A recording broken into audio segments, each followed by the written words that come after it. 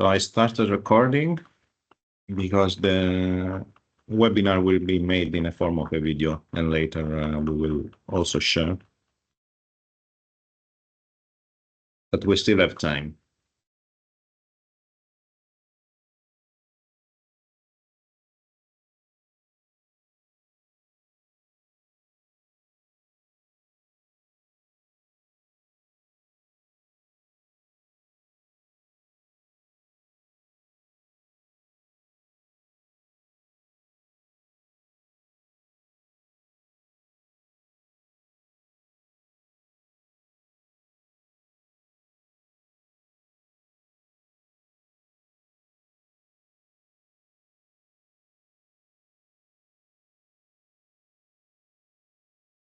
Okay, so I think people will slowly join the webinar. Welcome, everyone.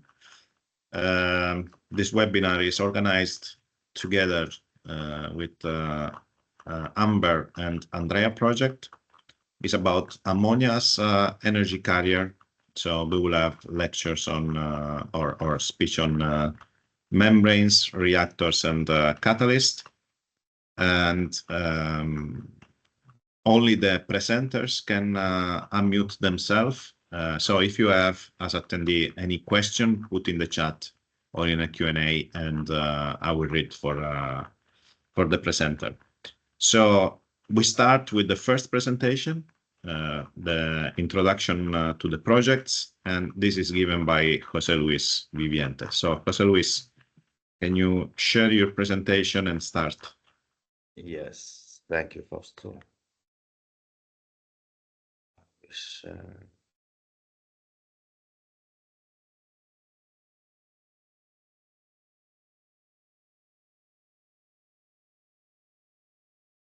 Perfect. We can see. Okay, thank you. We can start. Yeah, okay. Thank you, Fausto. And I will give a short type of introduction of why ammonia as a hydrogen carrier. And then I will also a few slides on the projects and the concept, many of the concept. So to give the framework, we have some main challenges now regarding climate change, local pollution in urban areas, cost of energy, mainly for Europe as well, and energy security due to the crisis in Ukraine and the war, the war in Ukraine. And then the majority, the pollution is mainly coming because we are using fossil fuels for as primary energy resource. And we have a large production of CO2, also mobility. And then there are different ways to reduce greenhouse emissions. We can increase the efficiency of the processes. We can use technologies for carbon capture, utilization, and storage. We can develop low carbon process and go to negative global emissions, or we can look for using renewable energies, carriers like hydrogen, etc. And also there have been several initiatives in Europe, like the European Green Deal, to try to mitigate the climate change and maximizing the deployment of renewables in the electricity grid, trying to decarbonize the industry and the society, and also and reducing the consumption of the energy in the EU. And also the last year was the repowering Europe also to secure the energy supply, mainly due to the war in Ukraine. So it's within this, there are different technology to store energy, but if we look for the large duration and large capacity, is mainly power to ammonia, storing energy using chemicals, mainly power to ammonia is one example, could be other chemicals.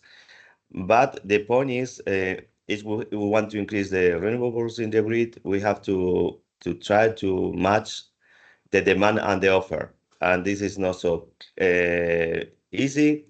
There are periods where you have high demands, other periods you have a lower offer, and the contrary.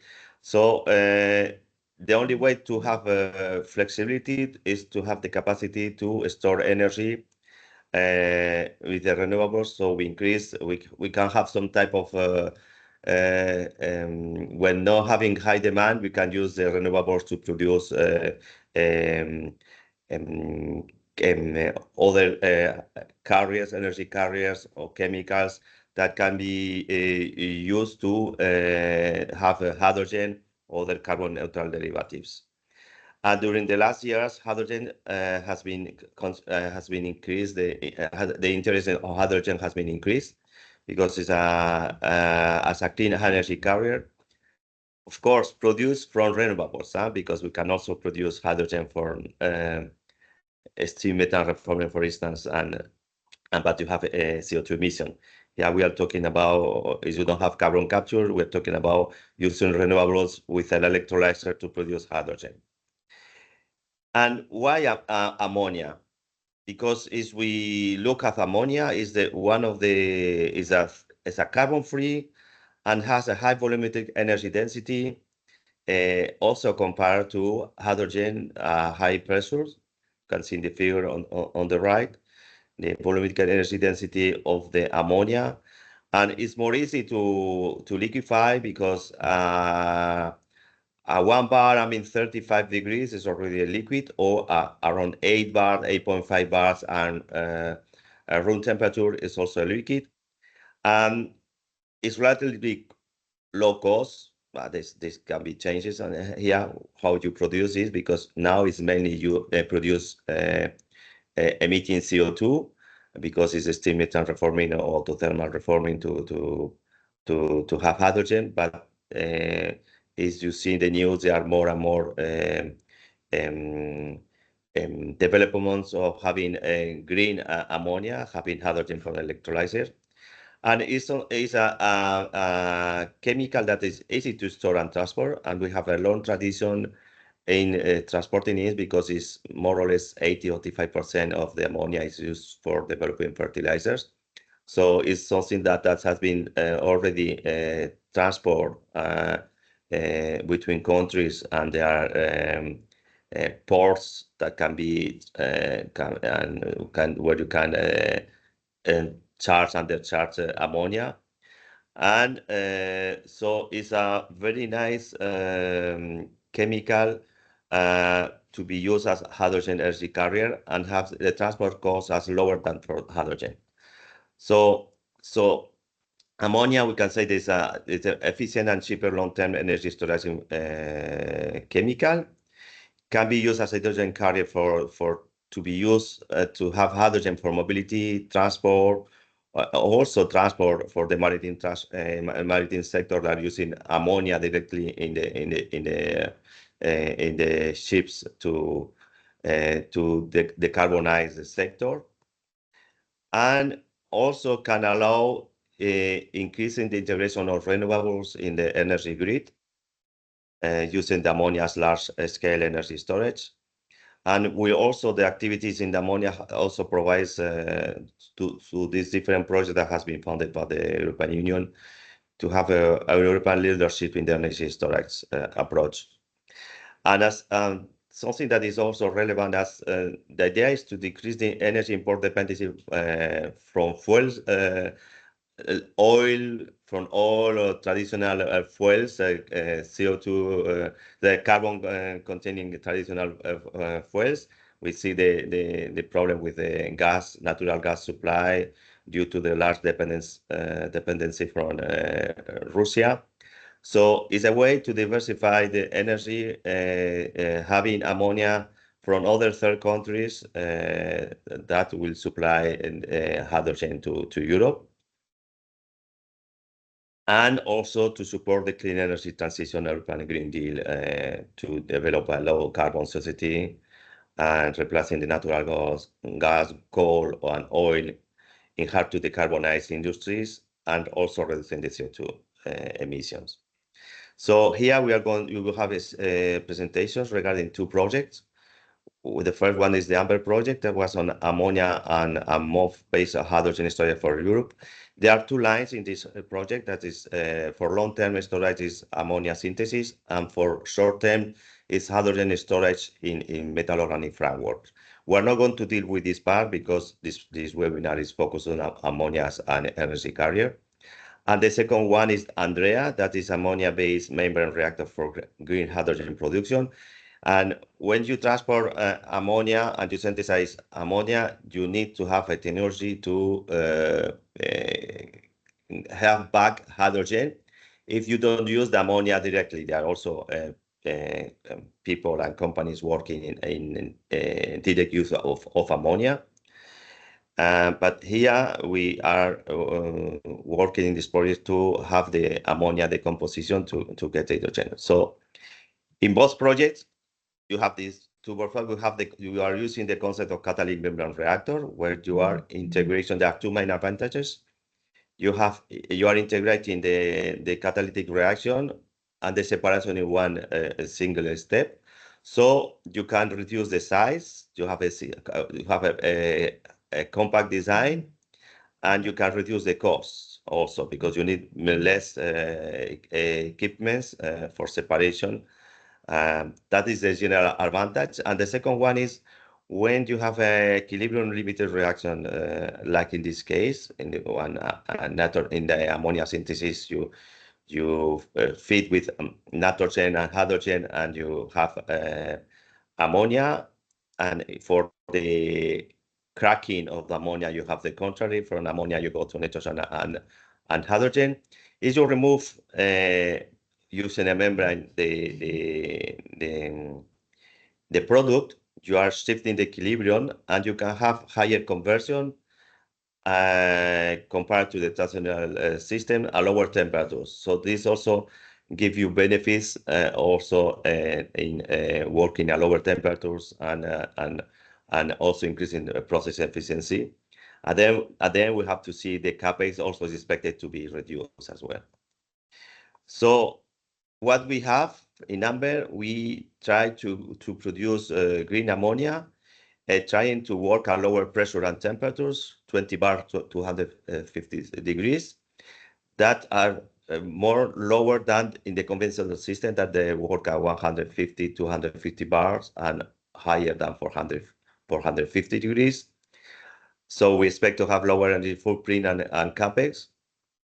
We also we are developing 4 different types of catalysts, trying to be more environmental friendly catalysts, and also trying to reduce the critical raw materials in the materials.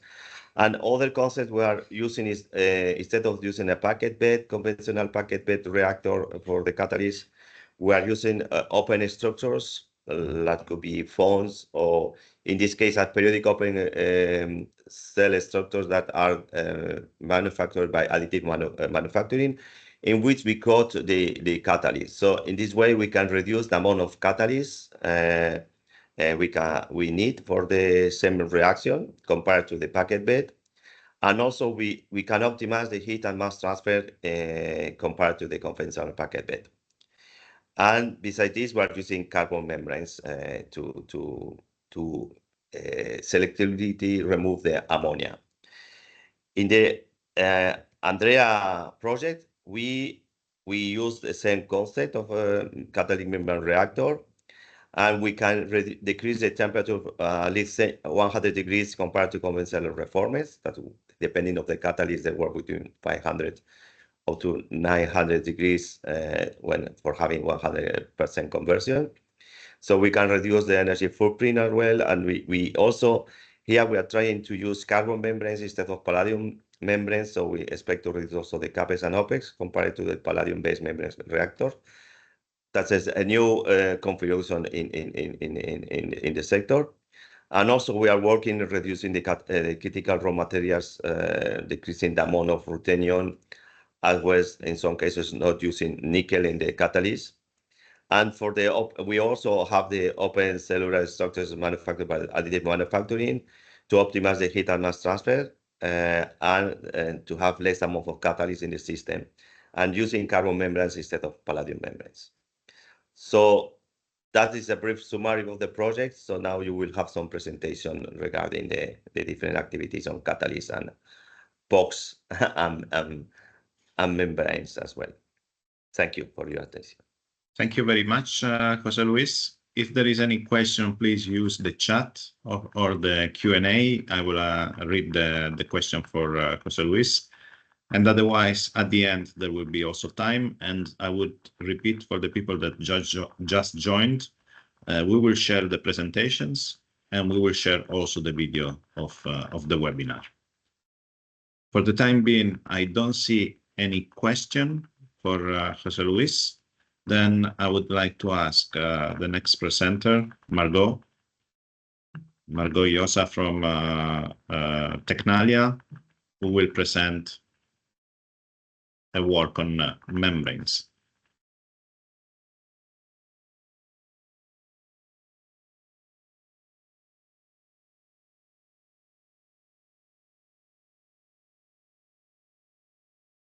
Okay, can you see the presentation? Yes, I can see. And you can start, please. Okay. Thank you, Mr. Chairman, for the presentation. And I will present today the membranes for ammonia separation. I am Margot Llosa, and I am working at Tecnalia, which is a research center that is located. I work in Tecnalia and in the membrane and process identification area. Tecnalia, I will put the Tecnalia is located at the north of Spain in the País Vasco, Basque Country, and this is the largest applied research and technological development center in Spain, where 1,500 experts from 27 nationalities are working. And it has several divisions, and I am working in the energy and transition division, and this is located in San Sebastián, Donosti. And we are working in close collaboration with Eindhoven University of Technology, TUE, that is located in the Netherlands. We are working with membranes and with membrane reactors. Ammonia has been synthesized since 1913 by the Haber-Bosch process. Ammonia at global scale consumes 55% of the hydrogen produced, consumes 1.8% of all energy produced, and 1.8% of all CO2 produced are coming from the synthesis of ammonia. We have the blue ammonia, this is coming from the methane. So we see this chart for the blue ammonia market. If we start from 2023, and the market size is $80 million, and this is expected to increase, for example, until the 2034 to $16,000 million.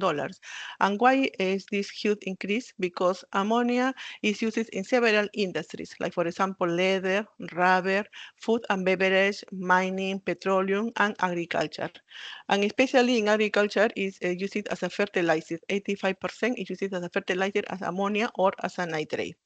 Because they are using very huge amounts of fertilizer, we can find ammonia in the wastewater in huge concentrations. Like for example, in the livestock wastewater, around 3,000 ppm, in the landfill leakage, around 1,000 ppm, in the anaerobic digestion, around also 1,000 ppm. So we observe that there is a huge amount of ammonia in the wastewater. For the green ammonia synthesis, we call green ammonia synthesis when the hydrogen comes from the electrolysis of water. In the reaction of nitrogen and hydrogen to produce ammonia, this is an exothermic reaction, so low temperature favors the ammonia synthesis. If we see this graph, we observe that low temperatures favor the high yield of ammonia. But if we observe this reaction, we can observe that from 1 molecule of nitrogen and 3 of hydrogen are produced 2 molecules of ammonia. It means that the pressure will favor this reaction. Herbivores are produced in this region where they need high temperature, between 400 to 500 degrees centigrade, and between 10 to 20 megapascal. Why this high temperature is needed? One reason is because the nitrogen has this triple bond, it's an inert gas, and to break this triple bond, we need high energy. So high temperature is needed to overcome this activation energy.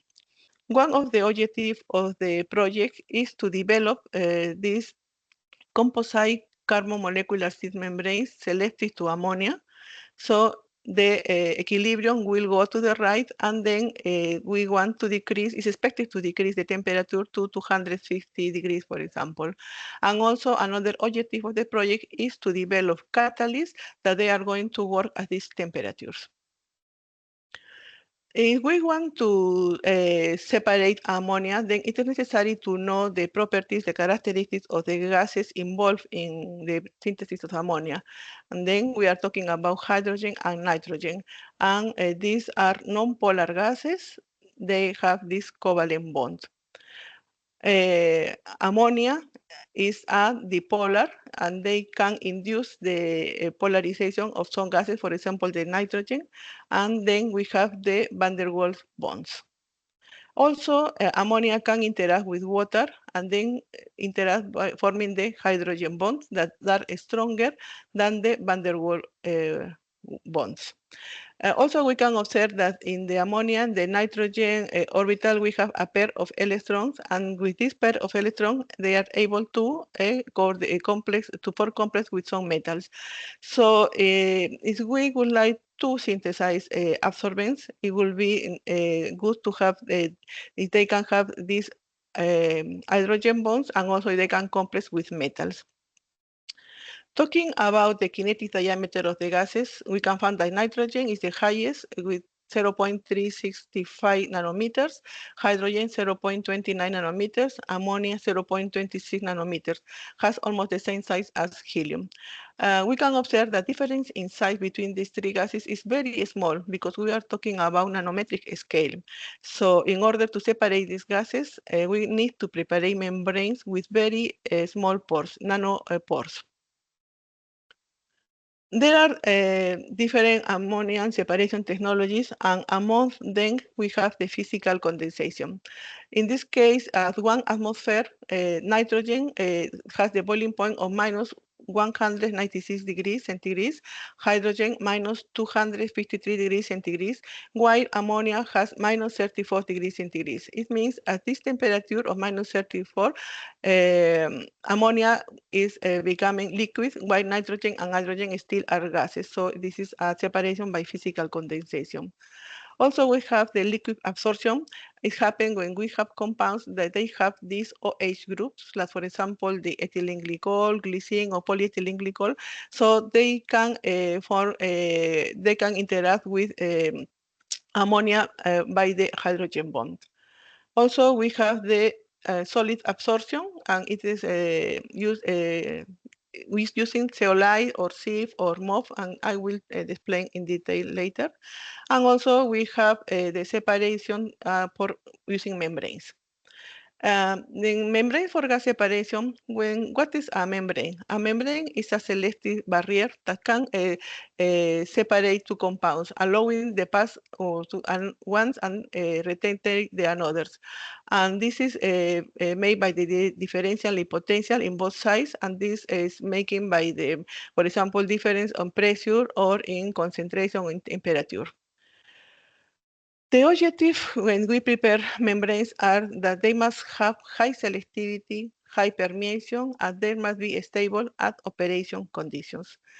The classification of membranes can be polymeric, mixed matrix, and inorganic membranes. And among the inorganic membranes, we have the silica, zeolite, and carbon molecular seed membranes. And these membranes have microporous where the pores are less than 2 nanometers. It is very well known that permeation depends on the thickness of the membrane. It means that if we would like to have high permeation, we need to have a very thin membrane. But very thin membranes and supporters, they are very fragile and they are difficult to handle and they are mechanically unstable. So if we want to prepare membranes with thickness of less than 5 micrometers, it is necessary to prepare supported membranes. We are using as a support these porous ceramic supports.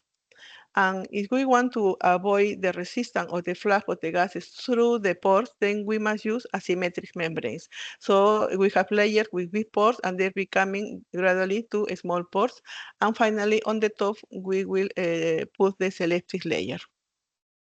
These ceramic supports can be a single channel, or if we want to increase the surface area, then we can work with multi-channel membranes. This number of channels can vary from 7, 9, 35 channels. And if we put together all these multi-channels, then we can have this module. Before I presented that that ammonia we have in huge amounts in wastewater. So there are some membranes that can separate this ammonia in wastewater. And this is, for example, the membrane contactor. There are hydrophobic porous membrane with pores higher than 100 nanometers. And the membrane separates two fluid phases, and the membrane acts as a mere barrier between these two fluids. We have the separation, but gas-water separation, in which the gas passes through the hydrophobic membrane and then passes to the water, acidic water, as an ammonium. We have the water-to-water separation with ammonia dissolved, pass through the membrane and then goes to the acidic water as an ammonium. And also we have the membrane distillation, where the ammonia in water pass through the membrane, and the driving force is vapor pressure, and the gas will pass through the membranes. And talking about inorganic membranes, we have the zeolites. They are 3D aluminum silicate compounds. And if we see, this is the structure of this zeolite, and this has this silicate that is bonding to 4 oxygens, so it's neutral. But for the case of alumina that has a charge +3, if this is bound to 4 oxygen, then it will become negative, so it will be able to interact with some metals. This is the structure of the zeolite with well-defined pore size and shape, and a metal can interact, can be allocated in this pore. For example, this is a commercial zeolite, the FAU. Well, this is the name of the zeolite, and the pore is 0.34 nanometers, and rubidium can be allocated in this case. This is the same of the membrane. On the support tube, there was placed a zeolite layer, and then this metal will interact with the ammonium. The authors inform that the selectivity for ammonia over nitrogen, it will be around 700, and the ammonia permeation 3.4 times to the -7 mole square meter second Pascal at temperature of 27 degrees. We have another compound, the MOF. This is the zeolitic imidazolate framework, the ZIF, where the methyl imidazole reacts with zinc, and then they form this this pyramidal form. And in this case, the interaction begins with this hydrogen for the nitrogen with the ammonia via the hydrogen bond. Then this is the structure, the configuration of the ZIF. The authors said that the selectivity for ammonia over nitrogen varies between 6 to 35, ammonia against hydrogen between 1 to 12, and the ammonia permeance 3.6 to the -6 mole square meter second Pascal at temperatures of 27 degrees. So it still needs to do more research to increase this temperature for do these reactions. Another professor, Suru, he prepared fluorinated sulfonic acid ceramic membranes for ammonia permeation. He uses ammonia, naphthalene, and aquivion as a polymers, and naphthalene is used in the fuel cells for the proton exchange membranes, as a proton exchange membrane. And this has this structure. They have one hydrophobic part, and they have one hydrophilic part.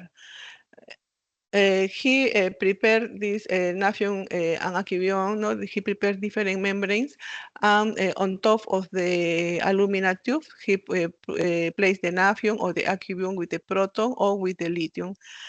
And in this case, the hydrophobic part makes the skeleton of the membrane, and in the hydrophilic part, they are in the microchannels with this negative charge, so they can interact with proton they can interact with ammonium, and also by the hydrogen, it can be possible to interact with ammonia.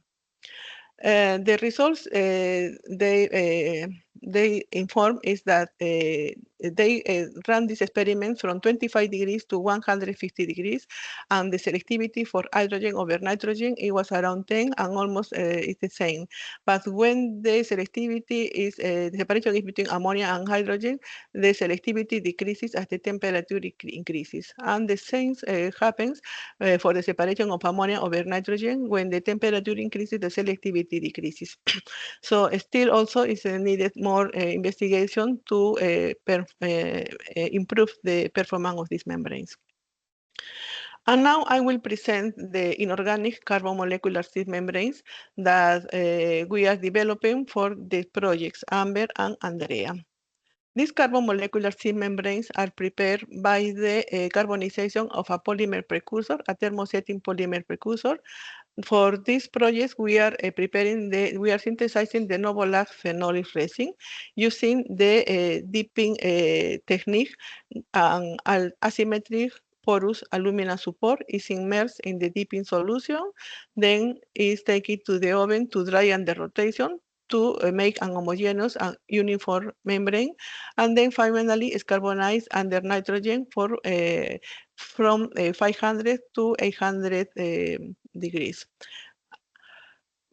This graph is only to show how the precursor of the polymers change with the carbonization. For example, at 700 degrees, we have this amorphous with sp2 as sp3 hybridization form, and 1200 degrees, this amorphous sp2.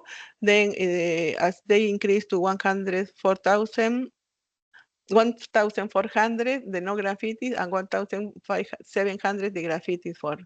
For the carbon membranes, we are working in these temperatures from 450 to 750.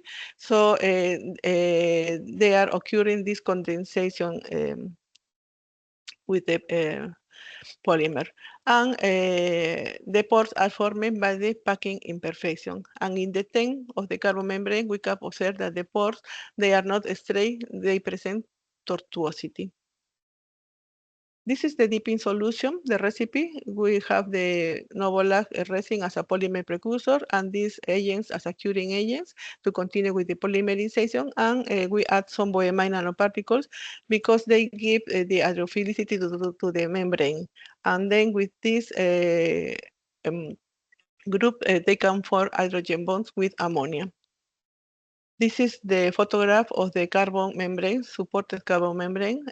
In the same picture, we can observe that on top of the asymmetric alumina porous, a layer of the carbon membrane was deposited. It looks uniform and homogeneous, and the thickness is around 3 micrometers.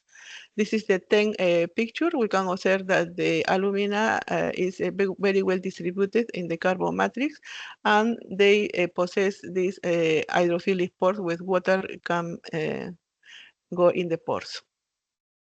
And now to show the effect of the temperature of carbonization on the membranes, we carbonize membrane from 450 until 750 degrees. And we can observe that as the temperature is increasing, condensation reaction occurs, and the loss of, with losing these functional groups. Also, we observe the CO peak from the membrane carbonized from 400 until 1,000. We observe that the CO peak also decreases, and meaning that the membrane becomes less hydrophilic. To show the mechanism of transport in gas permeation in carbon molecular seed membrane, we consider now that we have this hydrophilic carbon membrane that has a monolayer of water in the pores. So we have the molecular sieving mechanism of transport that is made by size exclusion, and only the gases that are smaller than the pores will pass. We have the absorption diffusion, in which it will be an interaction between the hydrophilic pores with the gases. And In the case that these pores leave the water, because, for example, we increase the temperature, then we start to see that the gases start to collide with the walls of the pores of the carbon membrane. So in this case, we will have the microporous Knudsen mechanism of transport. And in this case, the flux it will be equal to the inverse of the molecular weight. For example, by molecular sieving, we said before that ammonia is smaller than hydrogen. So by molecular sieving, the permission will be higher than hydrogen. By the another mechanism of transport, the microporous Knudsen, the flux of hydrogen will be higher than ammonia because of the molecular weight. We have prepared a carbon membrane, and we carbonize this carbon membrane at 550 degrees. And in this chart, showing the permeance against the kinetic diameter of the gases, going from nitrogen to ammonia, we can observe that as the kinetic diameter decreases, the permeance increases, and the permeance of ammonia is high. If we compare with helium, because ammonia and helium, they have the same kinetic diameter, 0.26 nanometer, we can observe the permeance of helium is small because it's inert, but ammonia has this hydrogen bond that come for hydrogen bonds with the hydrophilic carbon membrane, so the permeance is very high at these temperatures, from 30 to 90 degrees. And also we can observe that the permeance increases as the temperature of permeation increases. Finally, I would like to thank the European Union for funding the projects AMBER and ANDREAH. And also, I would like to thank to all of you for your attention. Thanks. Thank you very much, Margot. Mhm. Is there any question for Margot? Please write in the chat. Let me see. So the question is for the TEM analysis on the carbon membrane. Can you use the membrane as it is, or you have to do a specific procedure? No, for the TEM analysis, we are not using the supported membranes. We prepare films. So it's the same film of the carbon membrane, but it's self-supported film. Yes. Mm-hmm. And then anything else you have to do before doing the TEM, or you can use the film directly as it is? There is a special procedures. They used to cut very, because they need to have very, very thin layer, and they used to put in some supports. This is special form to do the thing. Okay, so because I have the person, as a matter of fact, is from our group, is Shirpa, then I think I will put in contact with you and you can give more information on that. Is that okay? Okay. Thank you very much. Any other question?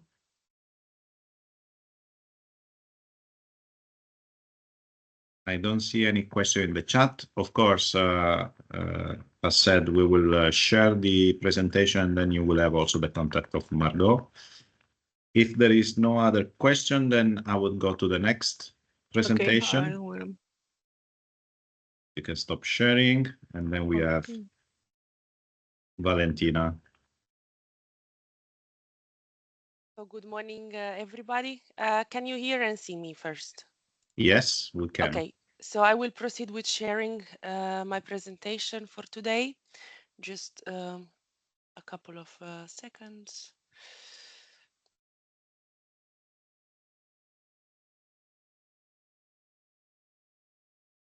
Can you see it? It's uploading.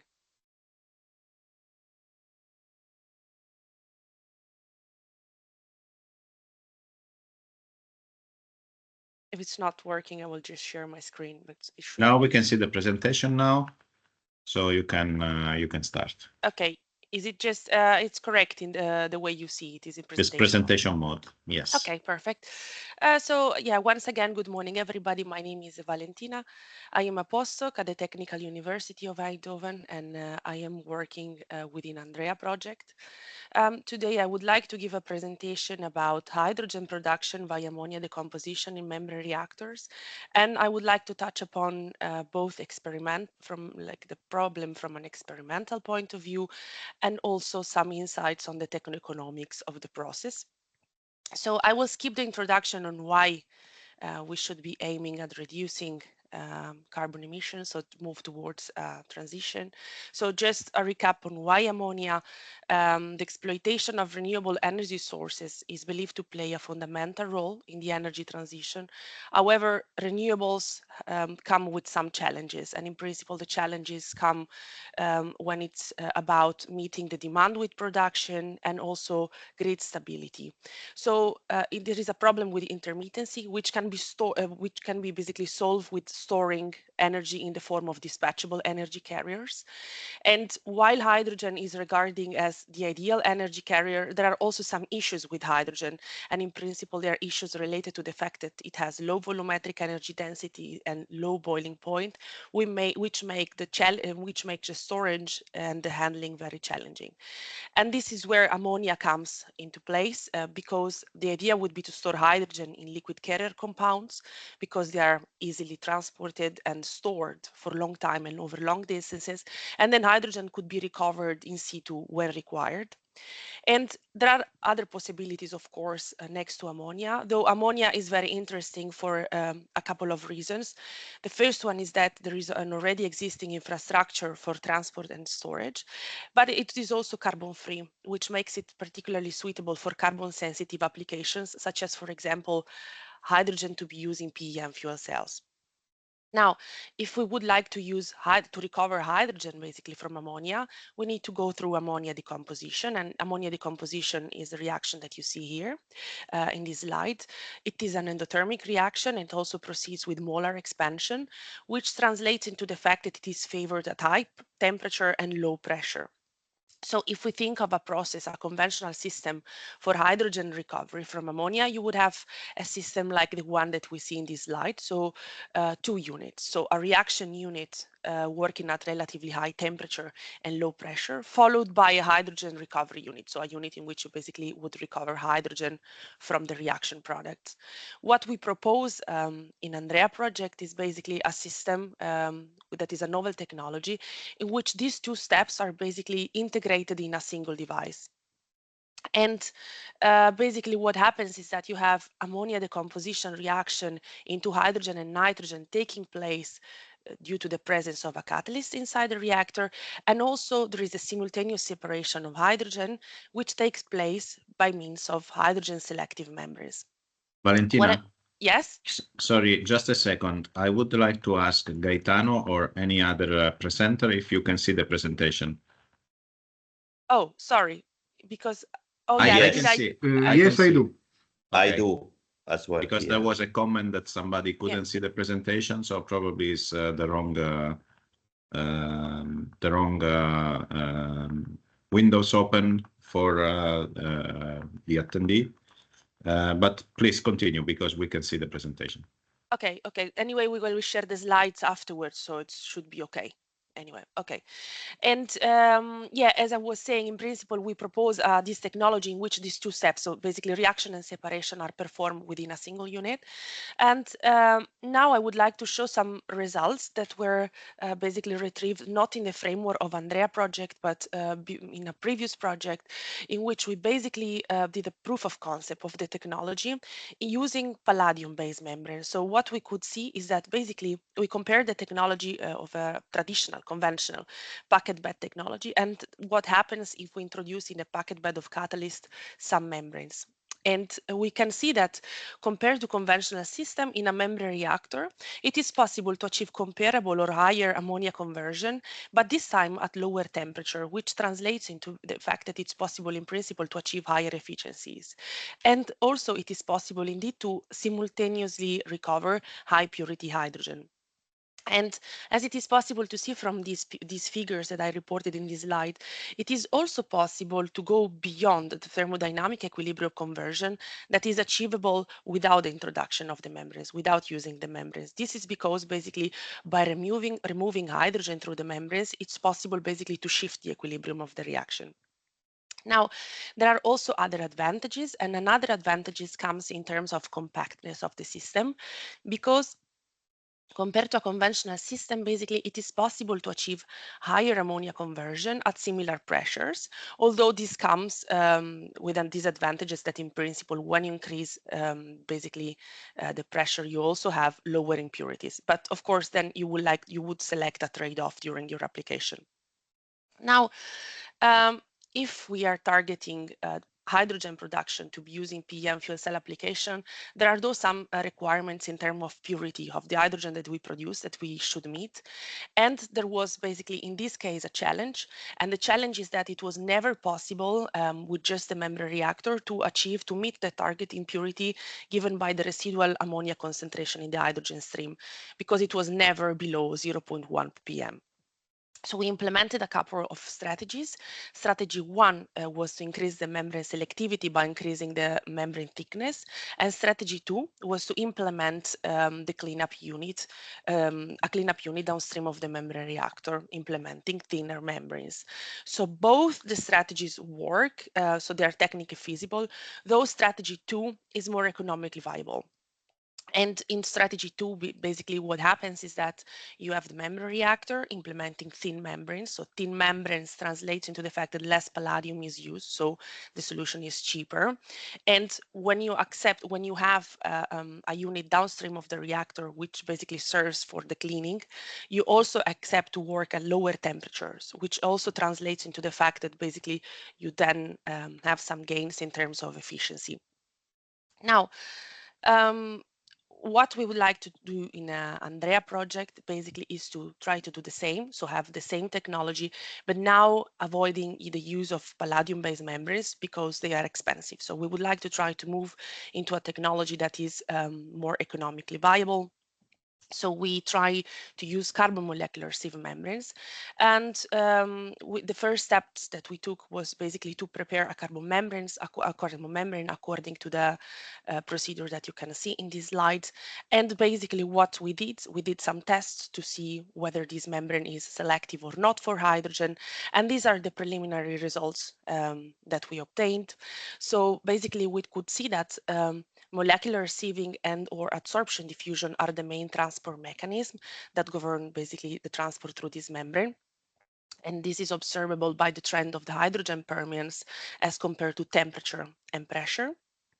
And we can also see that the membrane is hydrogen selective if we look at the trend of permeance of the different gases as compared to the kinetic diameter. We see in fact that hydrogen permeance is much higher than the permeance of ammonia and nitrogen. And this can be explained looking at basically at the pore size distribution.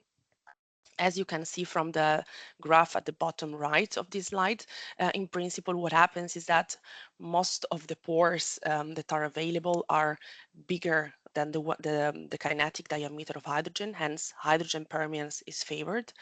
And what we can also observe in this case, because the question might rise in this case, okay, ammonia's kinetic diameter is smaller, so why is it not ammonia passing more compared to hydrogen? Well, this explanation for this might lie in the fact that hydrogen has a higher adsorption affinity with the membrane. So it is possible that hydrogen passes more due to this reason. And this is also a phenomenon that has been observed for helium, which has also the same kinetic diameter of ammonia. And now, if we look at the performance of the membrane reactor when implementing a carbon molecular sieve membrane, we can see that PEM fuel cell grade hydrogen was not achieved at the reactor outlet. It is required also in this case to adopt a cleaning unit downstream of the reactor. So the addition of a cleaning unit makes it possible to achieve the targets in terms of purity. But in principle, the trends that we observe in terms of ammonia conversion, hydrogen recovery, and also residual ammonia concentration are similar to the ones that we see with the palladium-based membranes. Now, if we compare the results that we achieved with palladium membranes and the carbon molecular sieve membrane, we can see, we can summarize the results like you see it in these slides. So it looks like the carbon molecular sieve membrane that is represented in red, so membrane M4, it looks like it is less performing. Though we need to consider that in principle, ammonia conversion and hydrogen recovery mutually influence each other. So in principle, we could compensate for the fact that the membrane has a lower permeance, so slightly lower performance, by fine-tuning basically the area, the surface area that's available for separation. And just to make it a bit more clear, basically what happens is that the ammonia conversions, an increase in the ammonia conversion that you have because, for example, you increase the temperature, of course, it influences the hydrogen partial pressure at the retentate, which in turn influences the hydrogen recovery, which in turns improve the kinetics. So they really influence each other, both the temperature and also the membrane performance in terms of hydrogen separation. So what is possible to conclude is that the reactor performance can be optimized by tuning the membrane separation performance, the installed membrane area, and also the reactor operating conditions. So if while the technology works very well with palladium-based membranes, carbon-based membranes are actually a very good alternative. Now, to have an idea about the process itself, so we have proved that the technology is technically feasible, but what about the economic feasibility? So is the membrane reactor-based system also economically competitive compared to a conventional system? In literature, there are some studies that calculate the cost of hydrogen production, but there is not a comparative study that addresses the economic assessment at different plant capacities and also at different system configurations. And this is also what we have done. So we have performed a techno-economic assessment for a decentralized plant for hydrogen production from ammonia decomposition, targeting hydrogen application for direct use in PEM fuel cells. And in this case, what we try to do in this study is to target both the stationary application, onboard vehicle application, and also the production of hydrogen to be used in refueling stations. And a quick overview on the methodologies that we took. So at first we designed the conventional system. So for hydrogen recovering from green ammonia, targeting 500 kilograms a day. Then we optimized the system. So we evaluated the operating condition that could allow for the minimization of the cost of hydrogen. And then based on the results of these simulations, we also designed the membrane reactor-based system. So we tried to implement also to take advantage of, let's say, of the advantages that are possible to have, to exploit when using the membrane reactor that is mainly working at lower temperature compared to a conventional system. And subsequently, we performed the optimization of the systems, again, in terms of economics. These slides, there's a lot of content. The main takeaway that I want to give you is just how I calculated. So how we calculated, how we compared in principle the two systems, the conventional process and the membrane reactor-based process. So basically based on the cost of hydrogen produced. So we calculated the cost of hydrogen production based on the CapEx and OpEx, so capital and operational expenditures. So if I will not go into the details of the methods, but if there are any questions, maybe we can come back to this later. And how was the design performed? So if now we look at the two schematic representation of both the conventional and the membrane reactor, what we see here is that basically we need to target some purity depending on the application. When we deal with stationary applications, in principle, we have nitrogen concentration in the hydrogen that can, the hydrogen stream that can go up to 50%. When we are targeting vehicle applications, nitrogen concentration not higher than 300 ppm. And when it comes to ammonia, we should never exceed 0.1 ppm. In the design, we should also take into account the fact that ammonia decomposition is an endothermic reaction, meaning that we need to supply some heat. So we need to burn, for example, the off gases of the conventional system or also the membrane reactor-based system. In the membrane reactor-based system, we can also combust the retentate stream. And if the combustion of these streams cannot supply enough heat to sustain the reaction, we should also consider to utilize some extra fuel. In this slide, the next slide, I would like to show you the outcomes, so the final design for a conventional process for a stationary application. In this situation, it is basically possible, in this scenario, it's possible to achieve the target purity basically just using a TSA downstream of the reactor. So the system is relatively simple, and or basically the purity is already achieved by the fact that if you have high conversion in the reaction unit, in principle, the stoichiometry of ammonia decomposition already guarantees the possibility to satisfy the purity requirements of hydrogen. But when we move towards vehicle application, we see that the complexity of the system increases. So we also need to add a PSA unit downstream of the TSA to make sure that also the nitrogen contact, so the residual nitrogen concentration, is met. And if we look at the optimization of the process, so the optimization reveals that in a conventional system, the cost of hydrogen produced is minimized when the reactor is operated at 450 degrees and at 5 bar. And moreover, if we just look at how the structure of the cost of hydrogen is, we can also see that the process is OPEX intensive, and with the cost of ammonia feedstock being the main contributor to the cost of hydrogen. This is not represented in this slide, but for all the conditions, ammonia, green ammonia was the highest cost. Now, moving to the membrane reactor assisted process, basically, we can see that when implementing palladium-based membranes, in principle, it is possible to meet the target purity of both the stationary and vehicle application system. So the outstanding performance of the palladium-based membranes allow to remove the PSA unit from basically the game. And this makes the complexity of the system much lower. And when it comes to the optimization, in this case, basically the optimization was done taking into account the fact that during the simulation, during the evaluation of the conventional process, the main cost driver was ammonia, the cost of green ammonia. So the optimization was done trying to minimize the feedstock of ammonia. And basically the main idea behind this study was to keep into account the fact that the reactor optimization does not necessarily translate into process optimization. This is because ideally, when you look at the process from just from the reactor point of view, if you want to maximize basically the recovery, you should maximize ideally the recovery of hydrogen. But then if you look process-wise, when you maximize the hydrogen recovery in the reactor, basically you are left with very little hydrogen contact in the retentate stream, which then does not have enough heating value when you basically combust the stream. So you would, in order to supply the heat to the reaction unit, you would have to basically burn either more of the hydrogen, so a higher fraction of the hydrogen that you produce, or basically a higher amount of ammonia, so which in principle is counterproductive. So it would in principle increase the costs.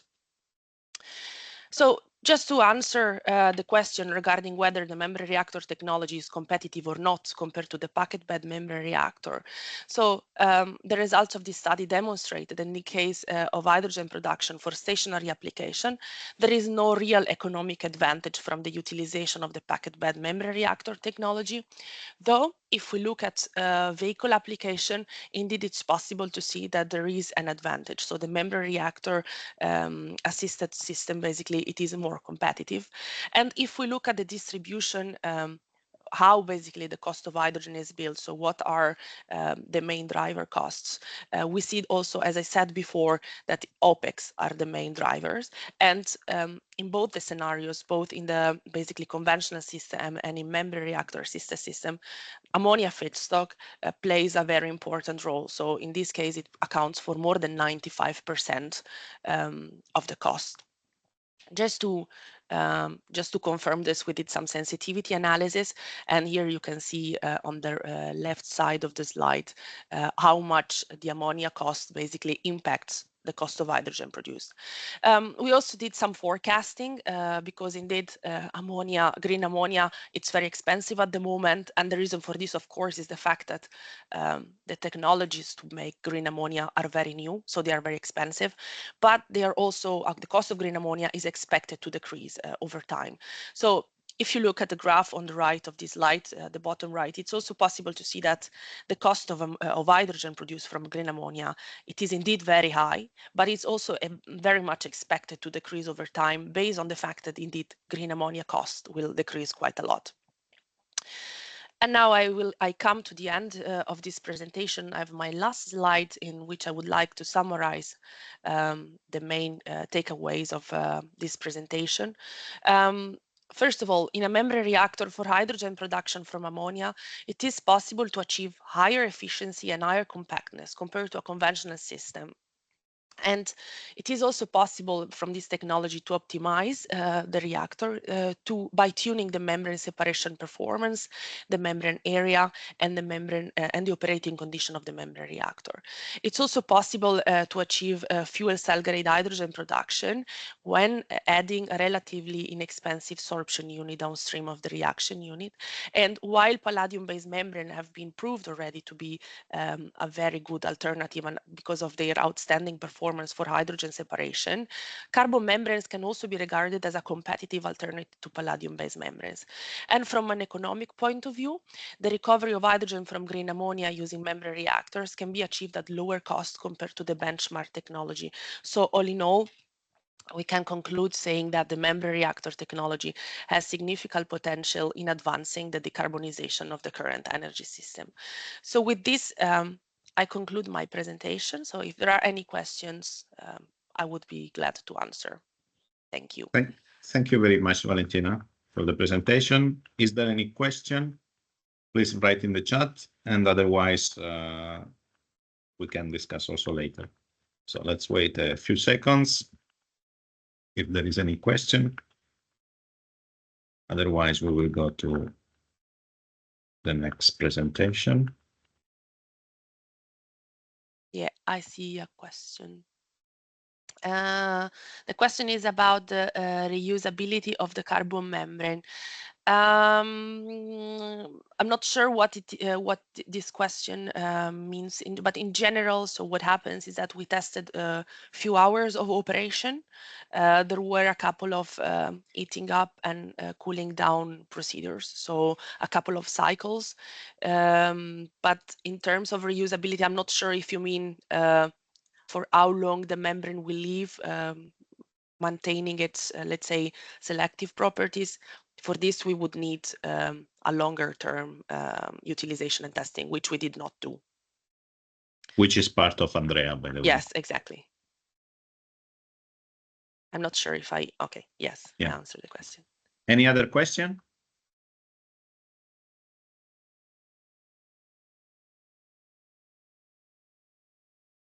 I don't see questions in the chat for the time being, at least. Then thank you again, Valentina. No problem. Thank you. And we go to the to the next presentation, which is about catalyst this time. And I will ask Gaetano to start with the presentation.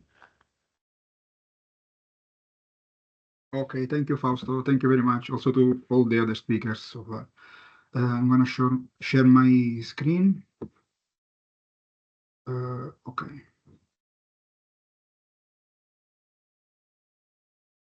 It should be fine. We can see it, and you can proceed, please. Yes, thank you, Fausto. Thank you very much. Hello, everyone, to all the attendees and the other speakers. I am Gaetano, a PhD candidate at Eindhoven University of Technology. And my PhD project is focusing on hydrogen storage using ammonia as carrier. And in particular, I work on the development of new materials, both catalysts and membranes, for ammonia synthesis and ammonia decomposition in membrane reactors. And as you can understand from the title of the presentation, I'm going to show to you our results that are related to the production of catalyst for ammonia synthesis and ammonia decomposition. First, a small overview of what I'm going to present today that it begins with the reason why we would like to use ammonia, but we already know a lot from the previous speaker, especially from Jose Luis. And of course, I'm going to propose our process intensification strategy, but you already know something from Valentina and and Margot as well. And then the main dish is going to be the production of ruthenium catalyst. And then also we are going to discuss the results that we achieved so far. So we know that it's really important to make the energy transition from fossil fuel to renewable energy sources.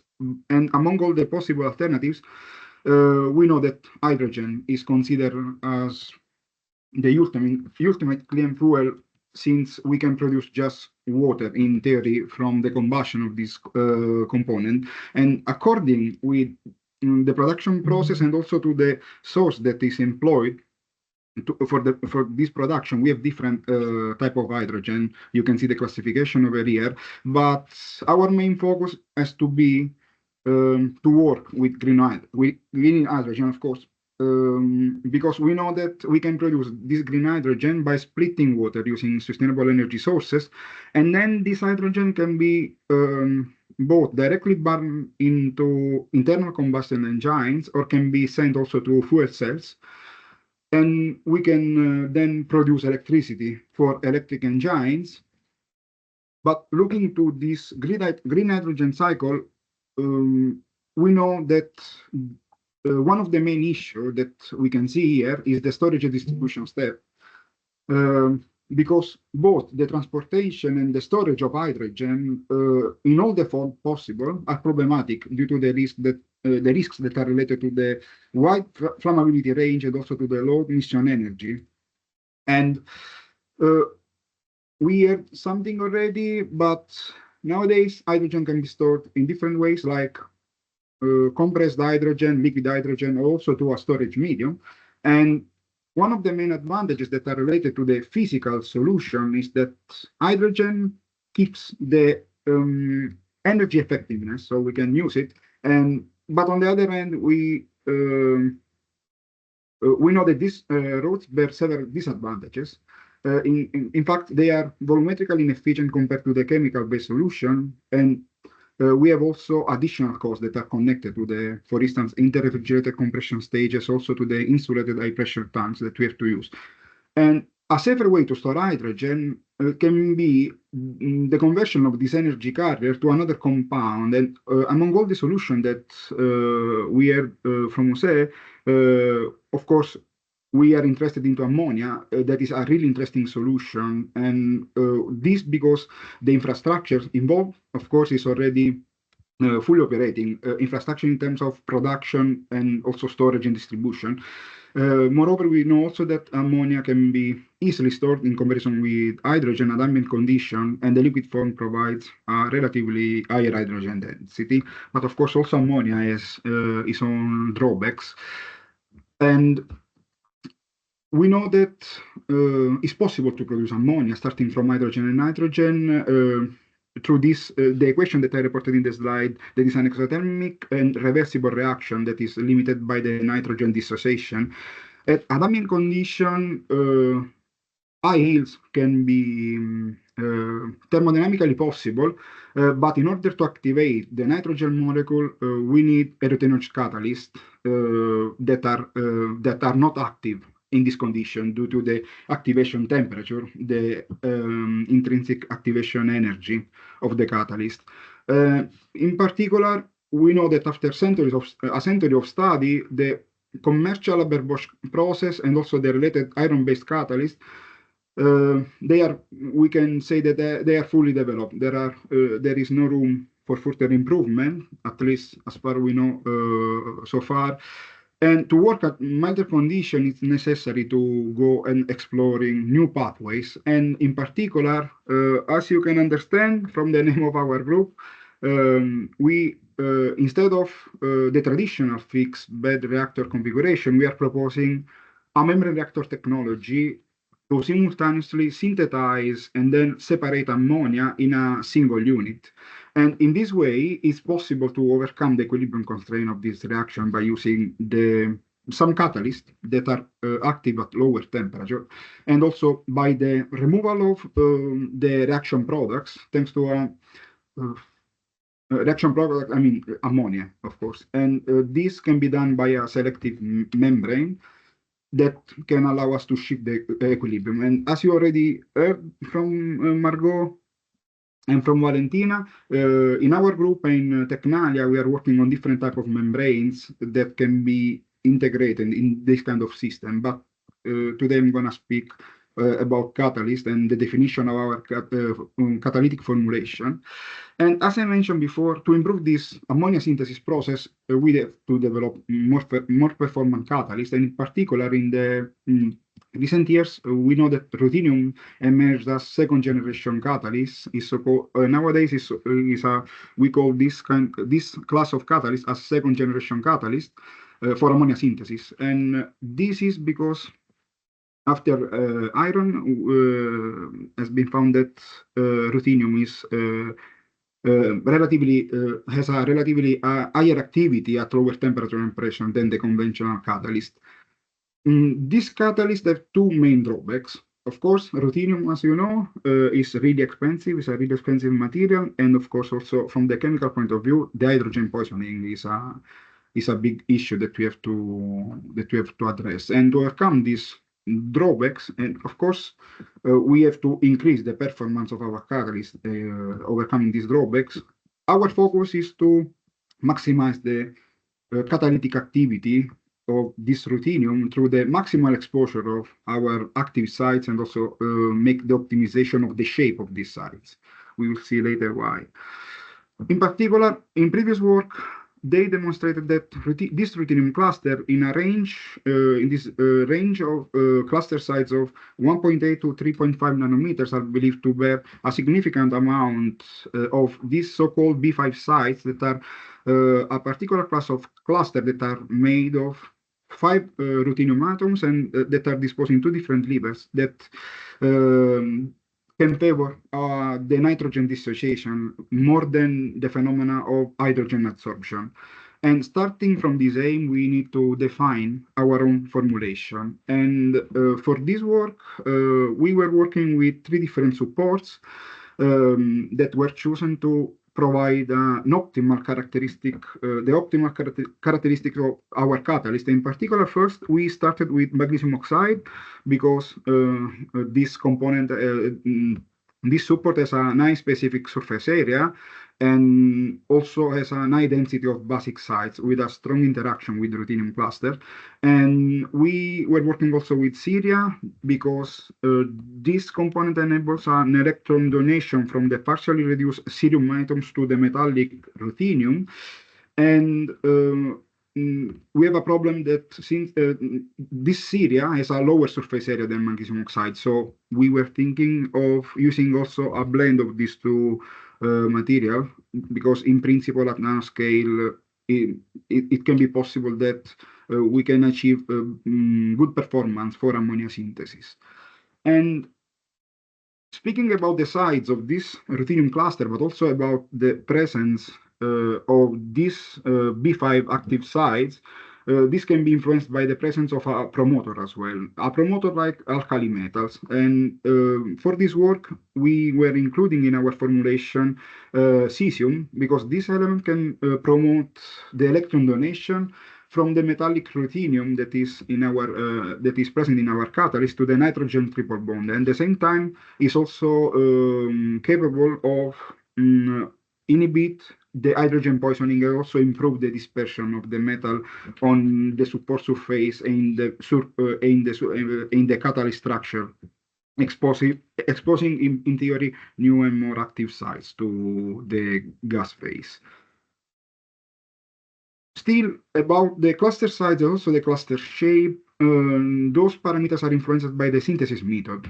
This is we are sure about that. So in order to obtain a ruthenium cluster in the desired range, we try to employ this polyol reduction method that is a not really diffuse method for synthesis of catalysts. And we were looking to explore the properties of this method because we saw from literature that this synthesis procedure offers several advantages, starting from the ability to control the size and the shape of our cluster, but it's also simple to reproduce because in principle it's a one-pot system, and it should be also relatively easy to scale up. It is something that we are also doing in our labs.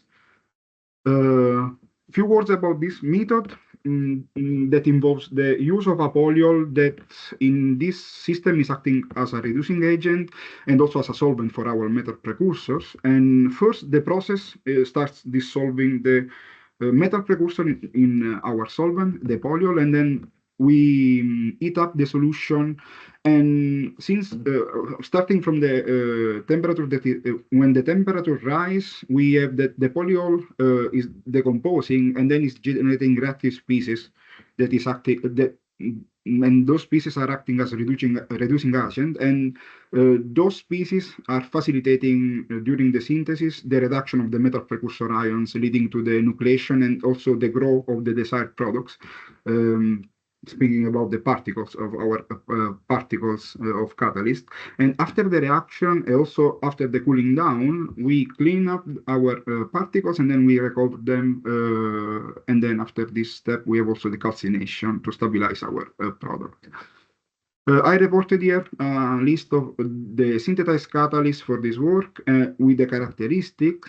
And you can see we have 3 non-promoted catalysts with different support, magnesium oxide, cerium oxide, and also a blend. And then we have also 2 cesium promoted catalysts. And all these catalysts were tested in similar conditions in a lab-made experimental setup that you can see. Yeah, now it's going. Yeah, in this slide, we together with the parameter that we, the operative condition that we employed for this investigation. Some results now from the unpromoted catalyst are reported here in this slide. And to the left part, you can see that fixing the temperature of 400 degrees, the serial-based catalyst show the best performance with an ammonia production of about around 60 millimoles per gram of catalyst per hour. This at 50 bars. And this result can be related to the properties of ceria that is able to allow the electron migration to metallic ruthenium and then form the, we have the ruthenium, from the ruthenium antibonding orbitals of nitrogen, we can make the weakening of this, we can make weaker the nitrogen triple bond and then promote the cleavage of this bond. And looking to the behavior at 10 bars to the right, the catalyst with the blended support showed higher catalytic activity at lower temperature, that is at least not higher in comparison with the other that didn't show anything. Already at 275, that is relatively promising in vision of lowering the operating temperature. To improve the ammonia synthesis, of course, amid the condition, we synthesize some promoted catalysts with cesium, and you can see here the results. And to the left, the serial-based catalysts show the best performance, reaching an ammonia production of nearly between 70 and 75 millimoles of ammonia produced per gram of catalyst per hour at 50 bars and 400 Celsius degree. And the presence of promoter in this case enabled ammonia synthesis already at 250 bars, 250 Celsius degrees, sorry, at 10 bars in the graph to the right, with a productivity around between 2 and 3 millimoles per gram per hour.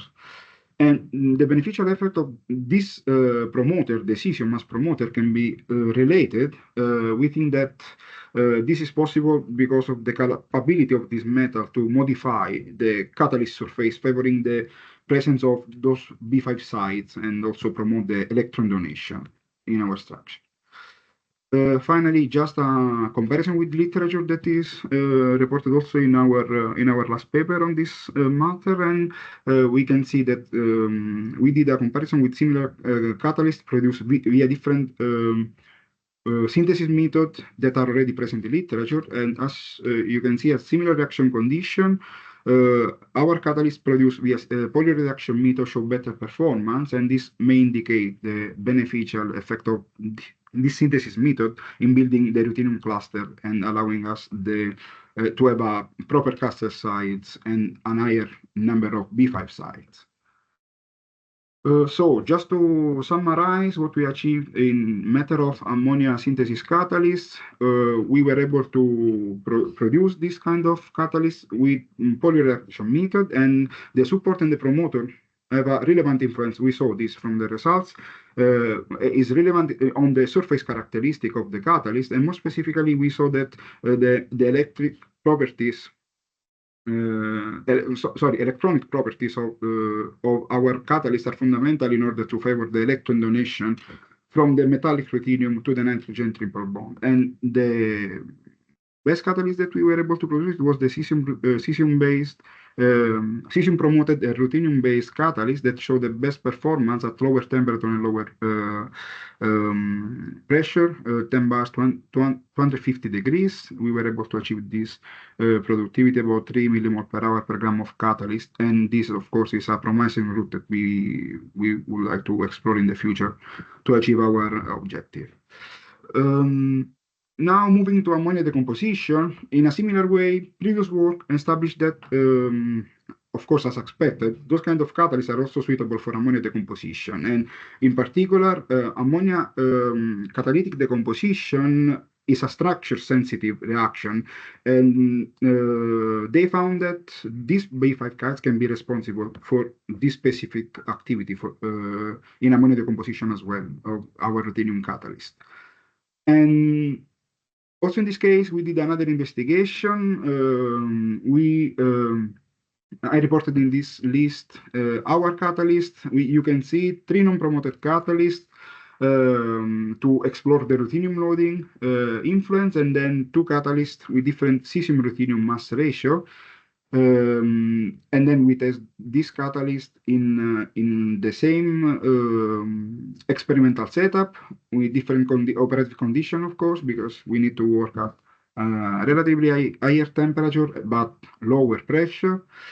And going through the results related to this catalyst, the first set of tests that you can see in this slide was conducted to determine the optimal ruthenium loading. And as you can see here, the best performance in this case can be achieved using a 5% ruthenium loading, reaching the equilibrium already in a temperature range between 375 and 400 degrees and at ambient pressure. And this peak in performance using the catalyst is under investigation, but can be attributed to the 2 main reasons, I would say. One is the ruthenium dispersion that we can achieve, and another is the availability of these active sites. And in addition, we know that we can say that a loading that is below 5% may show a lower catalytic activity due to the lower number of active sites that are available on the structure. And in the other end, when the loading is too high, let's say, ruthenium clusters are bigger and they are closer to each other, and they can tend to collapse, forming larger aggregates. And this phenomena, this sintering phenomena, can reduce the specific surface area of the ruthenium that is available for the reaction, and of course is going to decrease the reaction rate of our reaction. After the determination of the optimal amount of ruthenium that we needed in our formulation, the subsequent parameter that was under investigation was the inclusion of cesium mass promoter, and with a specific focus on varying the cesium-ruthenium mass ratio. And the addition of cesium to the catalytic formulation resulted in a significant amount significant improvement in terms of catalytic activity, and more specific, we can see that at 350 degrees, the conversion increased approximately about 33%, and the equilibrium in this case was achieved at lower temperature. We already approached the equilibrium at about 375 degrees. And no beneficial effect emerged, increasing the amount of cesium more than 0.4 as mass ratio. And this might be related in this case to the fact that the promotional effect of cesium would only be observed if the cesium is directly interacting with ruthenium to ensure the electron donation, which is the responsible for the increasing of the catalytic activity. Since I didn't show any characterization so far, here I reported some XRD patterns of both promoted and non-promoted catalysts, and they reveal the characteristic of cubic lattice of ruthenium oxide and no additional peak are assignable to ruthenium or cesium, and this, in this case, can be related to both the low amount of ruthenium and cesium, but also to the small size of those clusters. The cerium 3D XPS spectra for both the promoted and non-promoted catalysts were deconvoluted in 10 peaks, of which we can see 6 peaks that can be assigned to cerium 4+ and 4 peaks that can be assigned to cerium 3+, and the concentration of these of the cerium 3+ atoms is related to the formation of oxygen vacancies in our structure, and this concentration increased with the addition of cesium as promoter from 39 to 44%.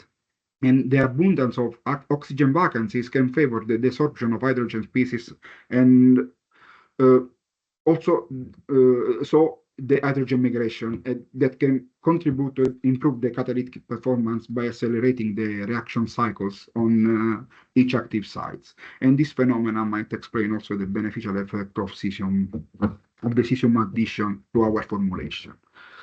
Finally, an investigation about the reaction pressure impact was carried out in view of the integration of our catalyst in a tailor-made membrane reactors. As the ammonia decomposition reaction is thermodynamically favored at low pressure, the raise of pressure has a detrimental effect on the ammonia conversion, but the presence of a membrane that allows the hydrogen removal, at least from a theoretical point of view, we can shift the equilibrium. And for this reason, in the future, we need to find a trade-off to make this combination suitable. Finally, with this catalytic formulation, we also had a test of about, in a time span about 500 hours to start verifying the stability. It's possible to see that in this slide, this catalyst maintain the activity about 400 degrees, that is the temperature that we had in mind for our long-term test, with a limited degrees of conversion about 0.5, 0.7%. It was below 1%. And at the end, we are working on a kinetic modeling for this formulation, and in order to develop a kinetic law to describe the activity of our catalyst, the presence of mass transfer limitation was studied, and the internal mass transfer limitation was investigated by changing the particle diameter while keeping the contact time constant, sending a fixed flow rate over a fixed volume of catalyst. And the prepared catalyst was then divided into two different particle size range, 75 to 100 and 150 to 250 microns, and for both sizes. And in this case, as you can see from the experimental point, the conversion remained within the experimental error in almost the whole range of the experimental condition investigated, suggesting that there are no internal diffusion limitation to the reaction rate, or at least is negligible in this range. Then, going back to the mass transfer overview, the presence of external mass transfer limitation over our catalyst was also investigated by varying the bed volume and the feed flow rate, while the particle diameter remained constant. And we see from the experimental point that also in this case, the external diffusion limitation are negligible in almost all the investigated range due to the constant ammonia conversion, especially in the low temperature range at higher GHSV. Now, in view of time, I'm going to the conclusion. I would like to. I'm not gonna tell you the last result that I achieved, because we just finished about that. I would like to just thank my supervisor and my colleagues that are working with me in this project, and all the partners that are fund, and all the entities that are funding my research. And I would like to thank you, all of you, to be here to follow my presentation. Thank you very much. Thank you very much, Gaetano. Let's see if there is any question. I saw some activity, but perhaps Everything was clear. Is there any question for Gaetano? Otherwise, we will take questions for later.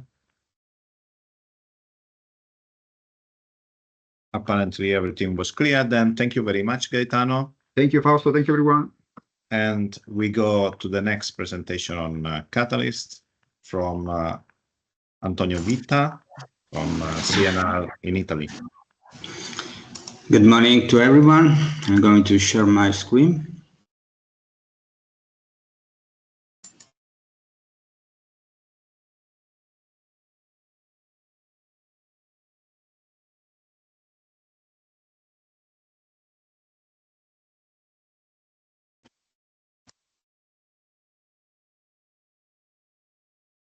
Perfect. You can proceed. Thank you so much, Fausto, for the introduction. I'm Antonio Vita from CNR. I work at the Institute of Technology of Advanced Energy in Messina. This presentation focuses on scale-up of structured catalysts for ammonia synthesis, but I will give you some information, very little information, fresh result also on ammonia, the subcomposition using this kind of catalyst. Why ammonia is a good question. The role, the importance of ammonia was well described in the previous presentation, so I don't lose time on this slide. But I would like to show you some questions related to the shift to green ammonia from brown ammonia.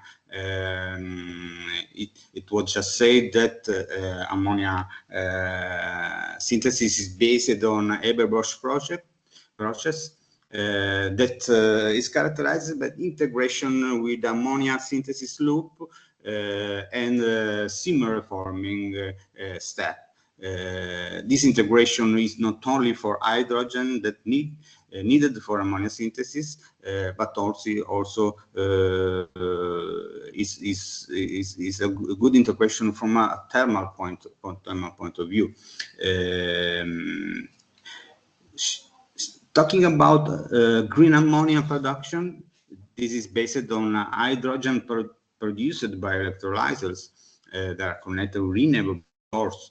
The configuration is different because the steam reforming plant disappeared completely. The ammonia synthesis loop is almost similar, but there are some questions and problems that should be addressed. One of the costs of electrolyzers that is very high, it respects the cost of AMBHER plant.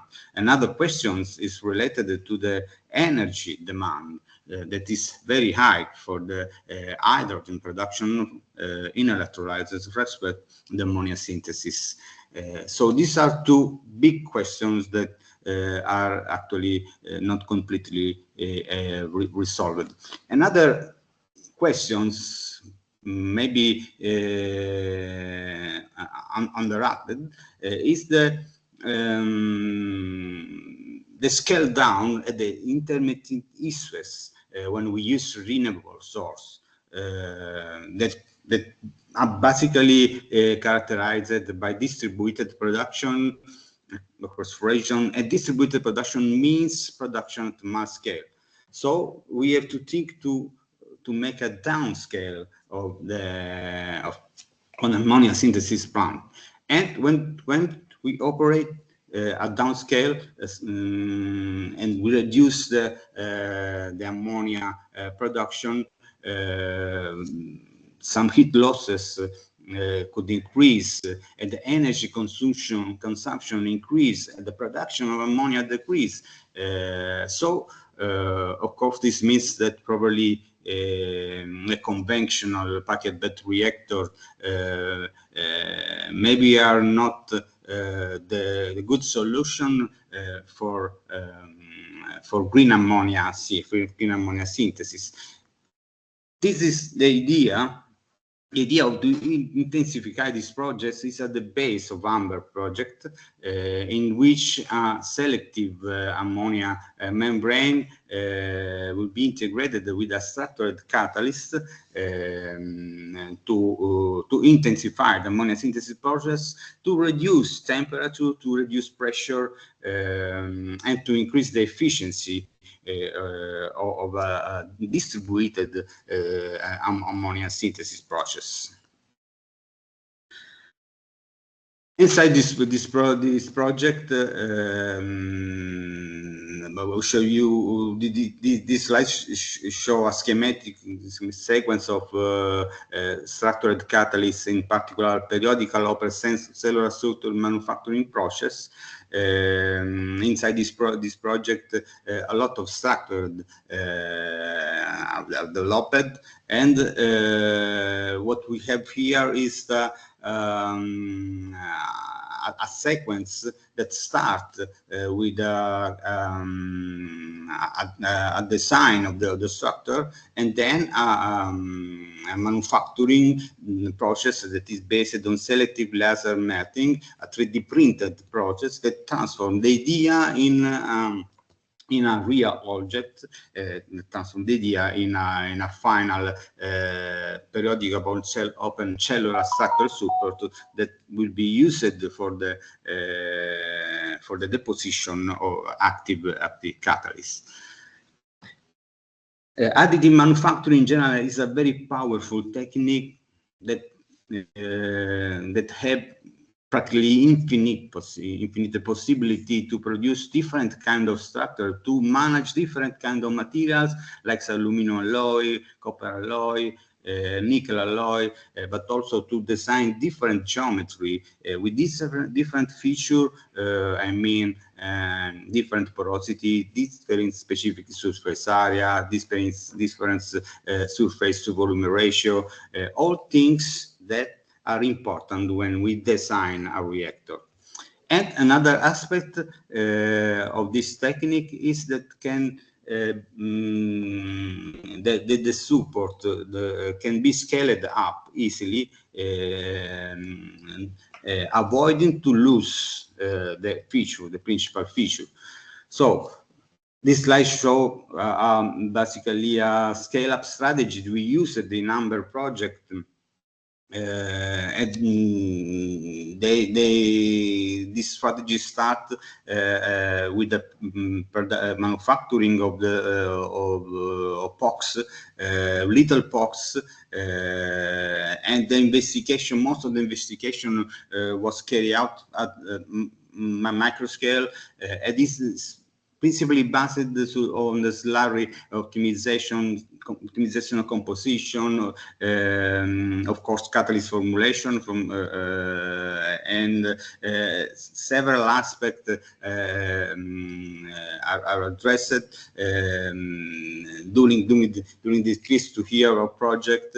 Mostly of the activity was already carried out, and actually we are in the intermediate scale-up phase, in which the slurry was a little bit optimized and the coating process was a little bit optimized, and the final step of the scale-up will be to use the coating method developed and scaled up for bigger pieces. So the final scale-up will be for the prototype, and probably in the end is focus especially on the equipment. Choose the right size of the equipment to manage the right amount, the necessary amount of catalyst to coat bigger pieces. But in terms of manufacturing, there are absolutely no problem, and also in terms of coating process, there are no problem to scale to scale up for the scale up. I want to give you some information on this kind of support. Periodic open cellular structure. In particular, we have a BCC cell. BCC configuration is like something that is similar to monolith. When I say that the additive manufacturing is a powerful tool. I say this because we can control several aspects, geometrical aspects that are also related to property like porosity that are very important for the design of reactor, or also pressure drops, or also we can control specific surface area that is important for coating activity. If, for example, for this kind of structure, if we keep in constant the cell type, you have to look the red line is the cell type, and we we modify the strut diameter. What we obtained is if we increase the strut diameter, the porosity will decrease, the specific surface area will decrease. This affects, for example, the coating process. Affect also the pressure drops, for example, as you can see here, when we work with Eiger's porosity sample with Eiger specific surface area, the pressure drops is lower expert sample in which the porosity decrease, and we can control these properties during the design and the manufacturing. Here we have another kind of structure, another kind of box. Is a Kelvin based in this case. Also here we can say similar thing. We have the potential to control porosity and specific surface area, per volume, and so on. Also in this case we have the pressure drop. We have lower pressure drop with the sample with the Eiger porosity and Eiger specific surface area. This is another kind of structure that was investigated during the AMBHER project. This based on the different configuration. This is a triple periodic minimal surface structure, little bit different respect the box, because in that case we have a different kind of surface. It is a very smooth surface. It's less regular respect the periodical open cellular structure. Or this slide show, for example, the influence of different configuration, different geometry on pressure drops. And in this case, what we can see always the same things that the support with Eiger porosity show very pressure. In this case, is BCC show low pressure drops respect the other that support that have that show that have Eiger porosity. And during this year, we did also a publication in collaboration with ANDREAH and TUE. This publication show how there are not so much difference between the theoretical design and then the real product. Pressure drops, for example, are similar, porosity are similar, and also geometrical features in general are very similar with not so much difference. The coating is one of the important steps. Is one of the important steps. What we say here is that this slide show how optimized process. Many of the aspects has been started in the previous months, previous years. So this coating is basically based on several steps. One step is the heat treatment and the cleaning and the heat treatment of the support to generate anchoring point. ceramic anchoring point with calcination at high temperature. Another point in the step is the slurry preparation by band milling technique in order to obtain a very a slurry with a good viscosity for coating. In the other step, we have a deep spin coating technique for the deposition of the active phase, and this means that before the sample is dipped in the slurry, and then it's spinned inside a spin coater in order to get out the slurry in excess. The slurry in excess can be also recovered. And then we have a flash drying steps at high temperature in order to eliminate all the components, polyvinyl alcohol, glycerol, and water. Polyvinyl alcohol is a binder, glycerol acts as dispersant, and water also as dispersant.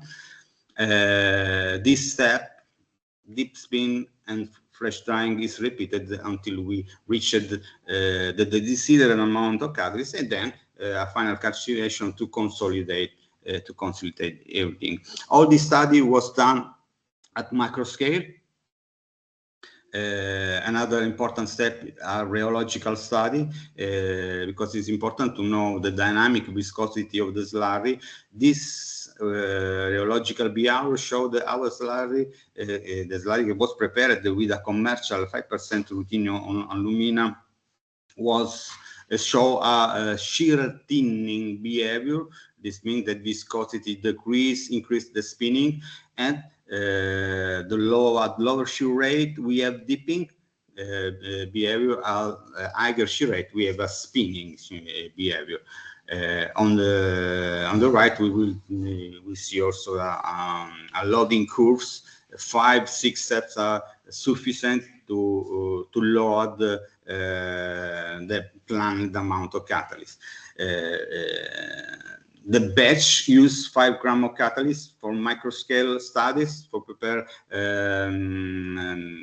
several samples at microscale. Here we have some image, some result. This is a BCC structure, and what we see is the homogeneous distribution of slurry also for the structure that show low specific surface area, low porosity. And as you can see, that this influences the thickness. If you look in the table in the last column, there are a difference on theoretical thickness calculated, but this is strictly related with specific surface area and partly also with the porosity of the sample. But in general, the deposition process is good. The slurry is distributed in homogeneous way. Also, for the Kelvin structure. Structural support, we can say same things. Also here we have different thickness, and the higher thickness is showed by the sample with the lower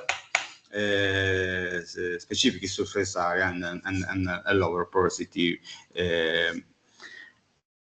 This slide shows the influence of coating on pressure drops. Of course, the results are very clear. There is a significant influence, especially at high flow rate. At low flow rate, there is not so much difference between uncoated and coated sample, and the pressure drop behavior respects the porosity of the support. During the project, several catalysts had been used, and what is constant was the slurry composition that was optimized. It's always the same: the amount of glycerol, the amount of PV1 water, and the amount of catalyst. As you can see, this is a rheological behavior of a novel Johnson Matthey catalyst, ruthenium based. Cannot say much on this catalyst, but as you can see, we have similar rheological behavior. This is a shear thinning behavior. We have this formulation show less porosity, less viscosity respect the previous one, and we need about 5-6 steps to reach the same amount. But also in this case, there are no problem to for the coating these little pieces of box. Here we have the situation of Kelvin based box and BCC based box, and what we will see is the bare support, calcined support for generate anchoring point, and wash coated and calcinate and the final calcination to consolidate everything. Also in this case we can see that there are no clogging phenomenon. The slurry is well distributed. Also in the case of a less complicated structure, most complicated, structured gyroid structure. Also in this case we obtained a good distribution, homogeneous distribution of catalysts all over the surface. Now I would like to give you some information on catalytic performance that have been tested using a test ring, varying pressure, varying space velocity. Very quickly, I can say that there is an influence. For example, this is an example. If we give Kelvin based, there is an influence of geometry, and what we saw is the performance improve. If you look, the performance at 400 degrees centigrade improve when we use a catalyst. A support with higher porosity, higher specific surface area. Maybe we can see better here. There is the influence of all temperature we investigated. As you can see, in terms of ammonia production rate, in this case, the structure characterized with a higher porosity and in tunes lower catalyst thickness, as showed the best performance respect the other two investigated. But when we compare the performance introducing the gyroid sample, for example, that you see at the bottom, these catalysts show more or less same loading, same pressure, same operative condition in terms of pressure, 20 bar, and space velocity. In this case, gyroid has showed the best performance.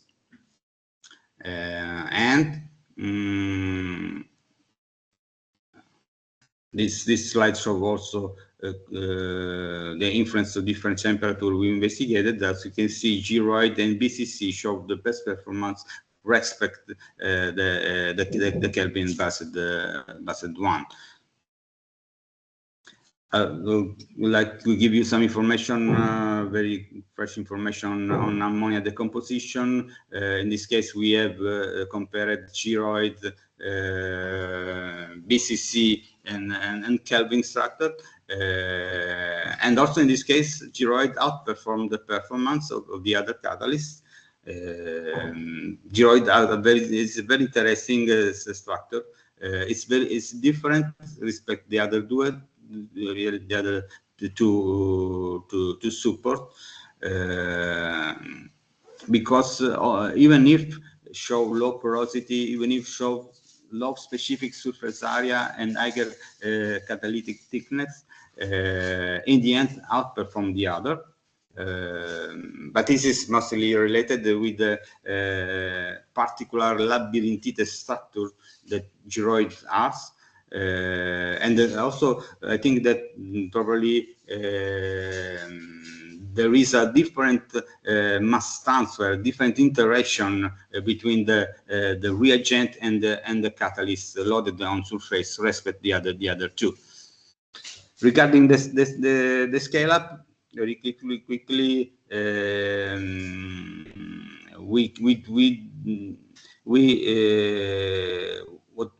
what we did was just to change the size of the equipment, the spin coater, the band milling, but basically the composition of the slurry remained the same.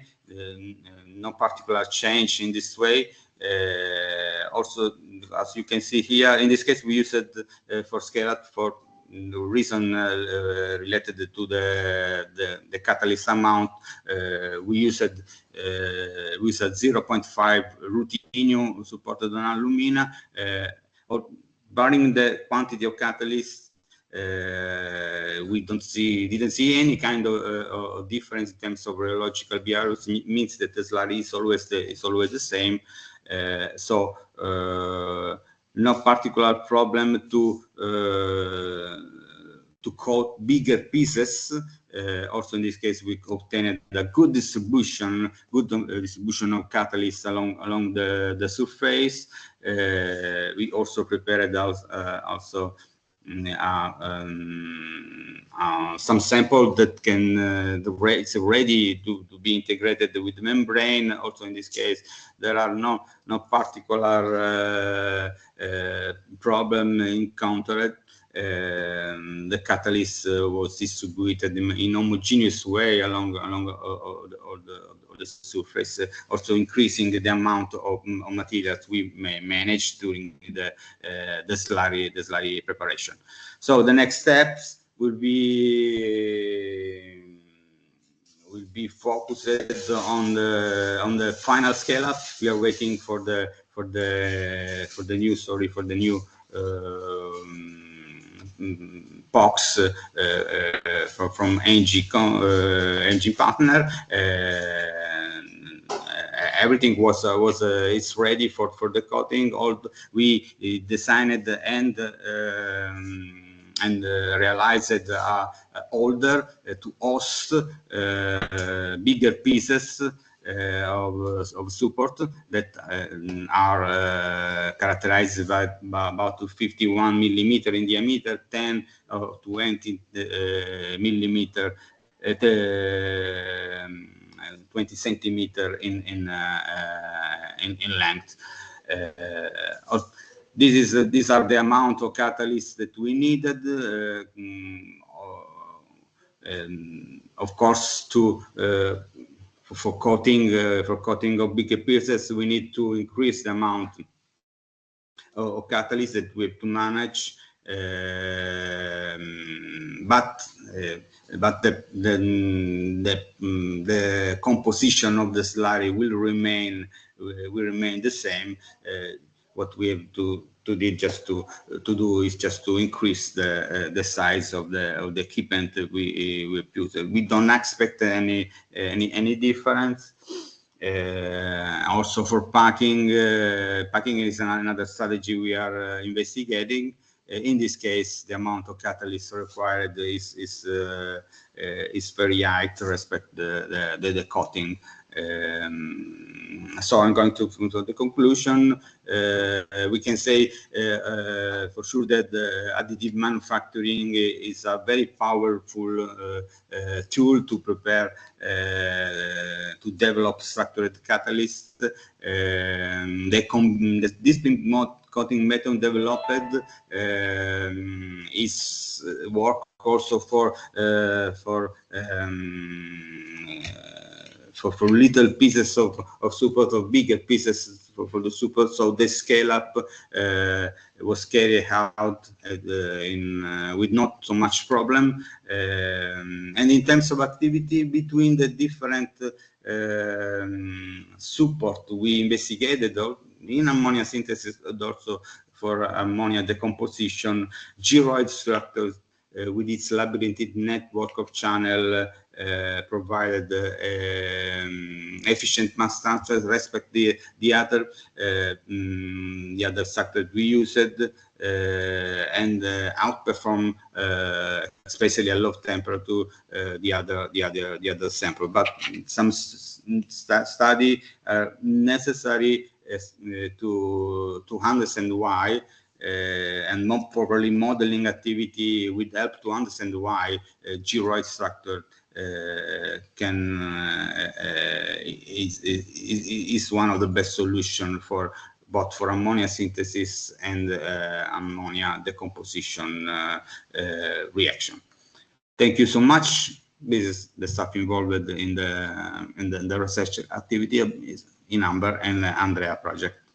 Thank you so much for your attention. Thank you very much, Antonio. Is there any question for Antonio? Yes, please use the chat.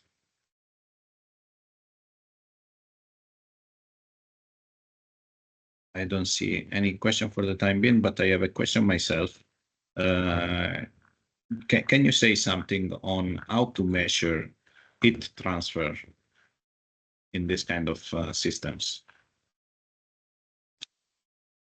So this is a good point. Actually, we have not equipment to measure this, but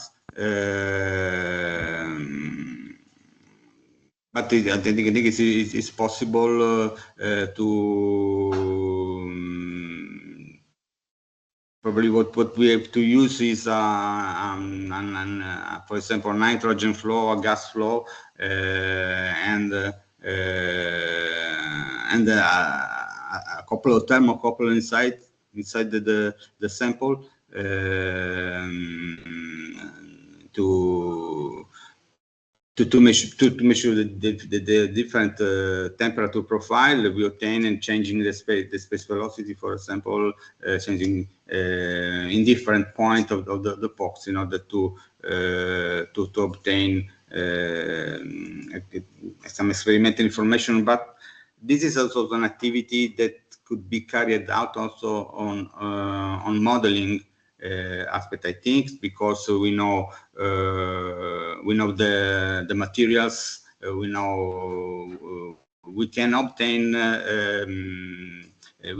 profile temperature in different points along axial temperature, but also radial temperature, and all these elements can be, all this information can be used in a model to obtain heat transfer information.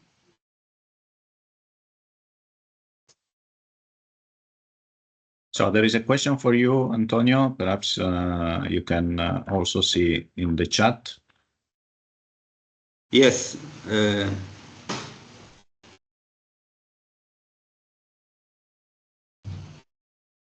Yes. We normally use to measure, for example, axial temperature. We can use a thermocouple that from the outside go to the center of the cell. Very little thermocouple can go 1 centimeter, more or less, or maybe less, inside this structure. Of course, it's impossible to measure a continuous temperature profile. Could be necessary to produce a hole that inside, for example, a central part of this box, and in the case you can remove the thermocouple and obtain. But it's not so difficult, because I could say before, additive manufacturing is very powerful. No problem to produce a hole that along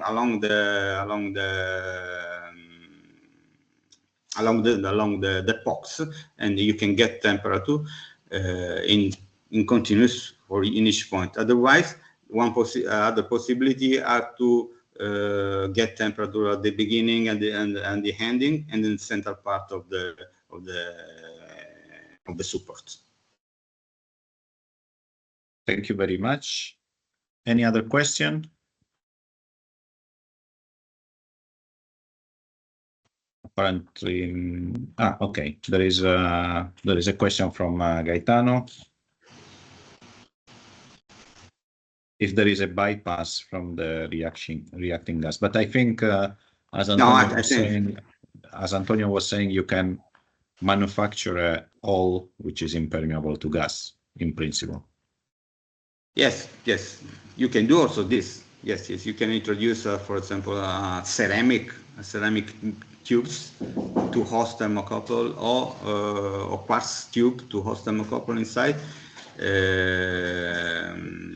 But I'm talking about using thermocouple with very less than 1 millimeter, 0.5, 0.3 millimeter. I don't think that this can be a point in which the gas can go through. Yeah. Okay. And there was also a more specification on the previous question. The question was about possible bypass between the reactor wall and the cells. Do you experience that, or is there a way to minimize that? Yes, this is very easy, I think, but it's easy from a point of view of manufacturing, because what we can do is to create a skin, and to create a direct contact with the internal diameter of your reactor. But from a coating point of view, this could be a problem.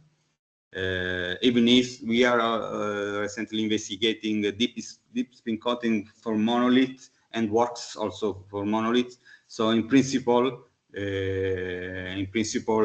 this can be done. But in general,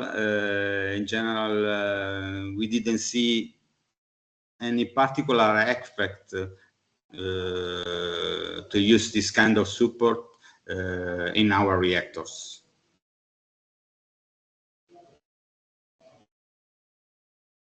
Yes, there is a question which is more general, I would say. I can also take that. Is the question why you use hydrogen to produce green ammonia? I mean, hydrogen from electrolysis and not hydrogen coming, for example, from hydrocarbon pyrolysis. The reason for this is that the two projects were granted in calls that look at hydrogen from electricity. Of course, one can argue that you can do also pyrolysis with electricity. It is a possibility, but the call was looking for that. So that's why we have two projects looking at how to transport the hydrogen coming from electrolysis. And in both projects, electrolysis is not there. So it's just hydrogen. So the same technology that are described here can be applying to hydrogen coming from pyrolysis. Any other question? If not, I would like to give the final words to José Luis, but I want to remind you that the presentation will be on the websites of AMBHER and ANDREAH, and the video will be put also in this website and also on LinkedIn probably. So, José Luis. Thank you for organizing the webinar, Fausto, and thank you to the participants and the speakers mainly, and the participants for attending it. As Fausto said, you will have the information available in the website, and we will continue to have further webinars, no, on the in the future. So stay tuned. Visit the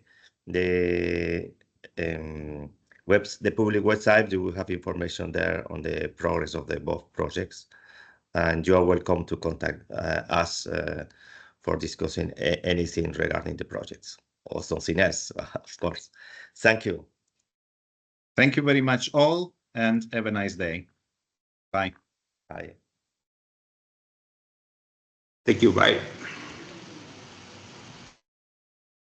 You, bye.